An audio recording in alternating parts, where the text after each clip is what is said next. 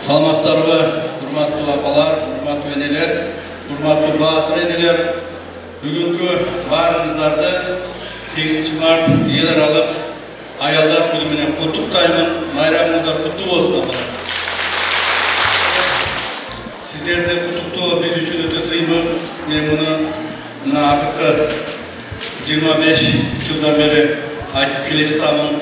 Жана дагы бир жолу ушул сиздер жакшылыкта болсо экен деп, өмүрүңүздөр узун болсо экен деген максатымды айтып кетемин. Бүгүн эми билесиздер, мен былтыр сиздердин көзүңөрчө ушул уулума таймыраска өткүзүп бердим эле. Бизден мурас болуп калсын. Бизден кийинки ушул баатыр энелерди сыйлоо, ушулардын батасын алуу силердин да колуңардан келсин деп балдарыма өткүзүп бердим эле. Мына бүгүн балдарым өткүзүп атат. Мен ушул конок катары, байкоо катары келдим. Силерге келбей коюмда болбойт эле, себеби силерди куттукташ мен үчүн өтө чоң сыймыл. Майрамыңыздар менен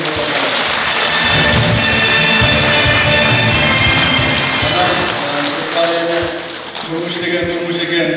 Биз баарыбыз ушундай жакшылыктуу күндөрдө ден соолук каалайбыз.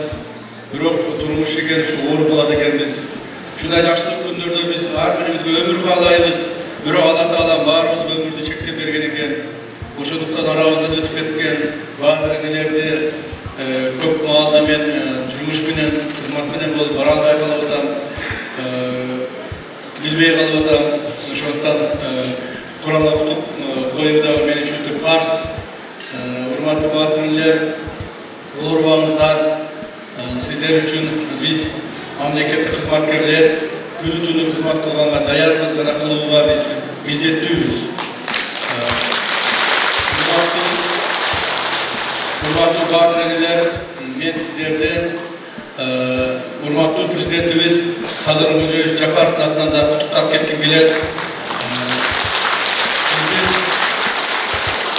Биздин президентибиз Садыр Кожоевич ар бириңиздерди, ар бир баатыр энени менин атымдан 8 март байрамын куттуктап кой деп суранды эле, ошо сиз жеткизип кое берет.